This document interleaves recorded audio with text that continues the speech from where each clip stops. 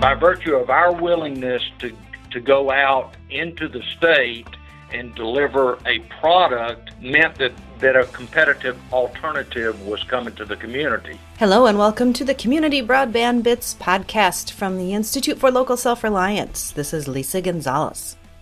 In this interview, Chris speaks with Dave Muschamp, President and CEO of Georgia Public Web. Georgia Public Web is an extensive network that weaves across the state. It provides special services to businesses and other entities in places where traditional large-scale providers don't venture. The nonprofit network has operated quietly for years and even branches out into locations in nearby states.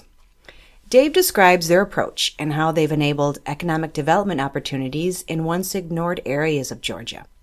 He provides some insights that have contributed to the organization's success. Check out their website for more at gapublicweb.net. Now here are Chris and Dave Muschamp from Georgia Public Web.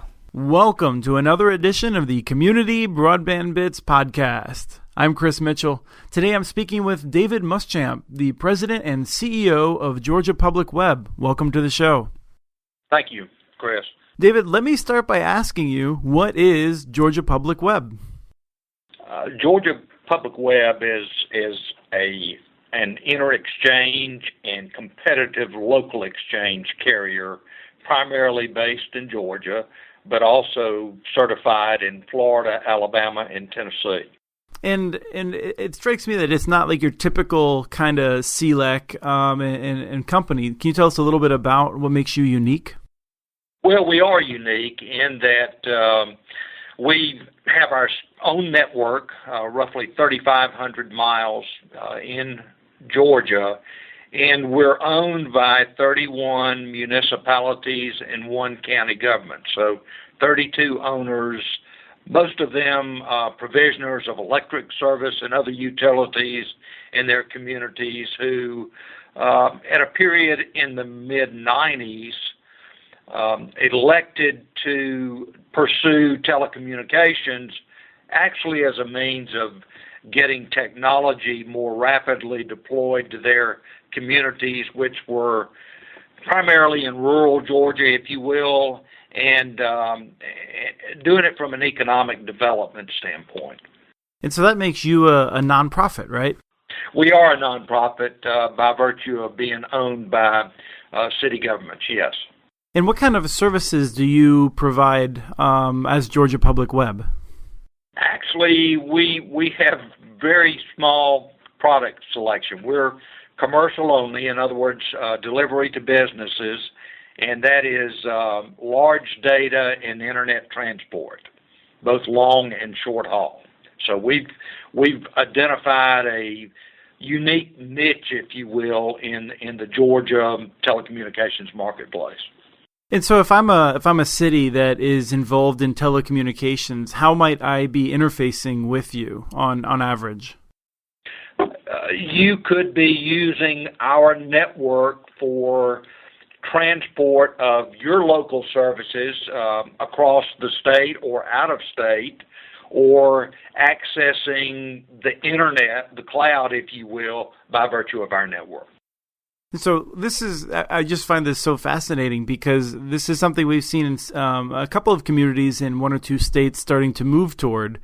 But you guys have been doing it for a very long time down there. I'd like to talk a little bit about what lessons you may have learned along the way. I know you haven't been around since the beginning, but as I understand it, things improved a lot more once you came in. And maybe you can tell us a little bit about what you focused on when you started with Georgia Public Web. Actually, I joined the company in 2002. It had received its certification from the state of Georgia in late 2001. So we really had we had 1,500 miles of network, of which only half of that was lit. And we really had not deployed a business plan. I joined the company primarily, actually I don't mind saying, I had almost 30 years with Southern Bell and Bell South, and I was brought on primarily to provide leadership and to drive the revenue equation. you can't just build a network like most of the dot-coms did and expect people to come. So we worked very hard at building customer relationships and driving the revenue equation. And we did that primarily by viewing everything as a business case decision. And so I'm curious what that means in terms of building relationships. I mean, what constitutes building relationships in ways that people might not immediately realize? Our customer set is large customers. We don't do residential, and we don't do necessarily transactional business. We're working with pretty sophisticated network types in businesses that are managing their corporate resources. They want someone that's knowledgeable. They want a network that is efficient and reliable and responsive to their needs, and they want someone that can guide them towards their business goals. And you find that more, Chris, in a relationship type business than you do in just what I call the transactional equations. Okay, that makes sense. But I guess one of the questions I have is, what can you point to that's made Georgia a better state because of Georgia Public Web?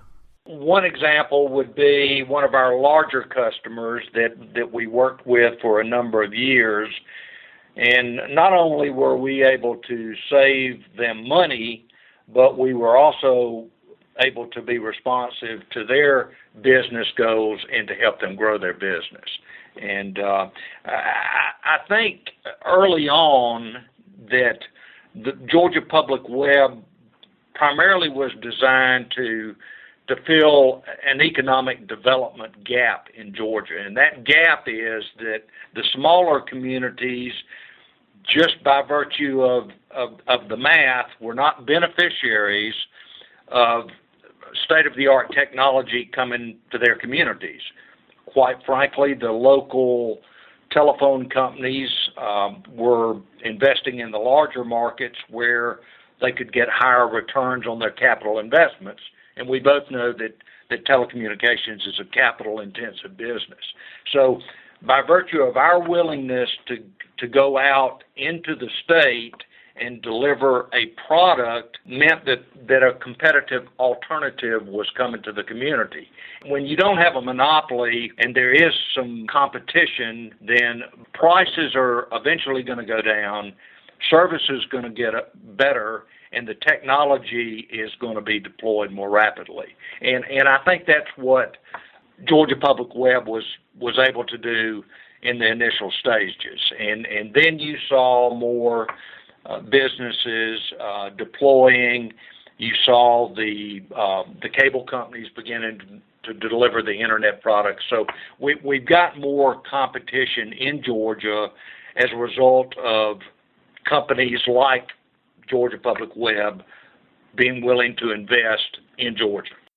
And so it seems like, if I understand this correctly, that you really give communities more options. Because I think some of the municipalities that own you, they already provide service to businesses. But if there was another community that wanted to have a high-quality service that wasn't available currently, you might be able to come in and provide that. Am I understanding that right? Well, I don't know if we give them more options.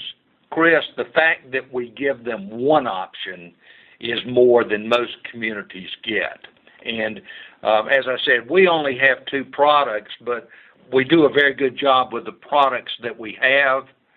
And, you know, we're continuing to invest in our network and upgrade. And one of the biggest things that we did was to make our network diverse and redundant, if you will. When we first started out, it wasn't that way, and we realized for us to grow, for the product to be more valuable to our existing and future customers that we had to protect our services. Hence, we've deployed rings, and we've gone from an original type of technology to newer technology. So we've continued to improve our product. We just haven't delivered any more products, if you will. We've chosen to focus on this niche that we have in the state. And do you serve only within those 31 municipalities that own you, or do you do some extra things aside from working just with those folks? Not all of the communities that own us invested in telecom networks. Initially, quite a number of them did. We classify that as our member government section, but we serve other local governments and state government. We serve carriers, and we serve private enterprise accounts. And what happens with the net income that you generate? What in the private sector you'd call profit? Well, as you know, the telecommunications is a capital-intensive business, so the preponderance of the positive earnings goes back into the network, and we fortunately are able to return a certain amount to our member owners. And I guess one of the big questions in my mind for our audience comes down to, if you were running this and it was a private company as opposed to being a nonprofit, if it was a profit-focused company, I'm just curious how it might be different in terms of what it might charge the municipalities. I guess, are they getting a better deal because they own this and run it as a nonprofit? Well, they're getting a return on their investment, but I don't know that it's really from a business standpoint. If you're running it like a business, where we're not a nonprofit we are from a tax code, from an IRS standpoint. Yes, those tax dollars allow us to plow some of the tax savings, if you will, back into the company. That's the purpose of that. But I don't know that you run it any differently. I mean, every business is out there trying to survive. So, are they getting better prices? They're getting I would say the similar pricing that our other customers are getting. The better the company does, the more financially solvent that we are, we're able to reduce our margins and deliver that pricing not only to members but to our other customers as well. The members benefit really from as a positive return on our investments as well. If tomorrow Georgia Public Web was dissolved and the communities had to try to find a way using just the other companies that were out there to reproduce your services, I would guess they'd probably have to pay a lot more than they are today. We're not necessarily at this point of the GPW life cycle that we're the only provider to our member owners out there. For their own protection, they have different suppliers as well to diversify their networks. That's the good thing I think that we've noticed in the state of Georgia. Fortunately for us, while there have been attempts, if you will, to eliminate competition legislatively, they haven't been successful in the state of Georgia, and that's enabled some of the smaller companies to thrive and survive and to offer alternatives to communities, and specifically outside the metro Atlanta area, which by most degrees would be classified as rural. Well, I think one of the key lessons that comes out of this is even if you form a nonprofit in the telecommunications sector, you have to be prepared to run it very similarly to a private company that's focused on making the best business decisions to make sure you're able to thrive in this basically atmosphere. I agree with you 100%. If it were easy, then everybody would do it, wouldn't they? Yes. You really need to understand what profit or nonprofit, what your company's mission statement is, what your value proposition is, and how that differentiates you from your competitors. back to your earlier question about how differently would you run it, I wouldn't run it any differently. You're still going to look for talented people, and you're going to allow them to do what they do best and to do it often and do it early on. I guess the key is to make sure that all employees, regardless of what their contribution to the business is, to be revenue focused. A lot can be said about service. Service is very important, but your company simply will not survive without customers and without a revenue stream. So all employees need to be focused on that revenue proposition, particularly in the smaller companies, because now you're going up against some giants in the telecommunications field, and they're very, very aggressive and have many more resources than you do and can compete very effectively with you. So make sure that you take a business case approach to all financial decisions. Don't guess. Don't take something on a whim. Get the facts and study, and you're going to take risks, but we like to say that the risks that we take are calculated risks. I think it's important that you have meaningful measurements. That's one thing from my Bell South, Southern Bell background.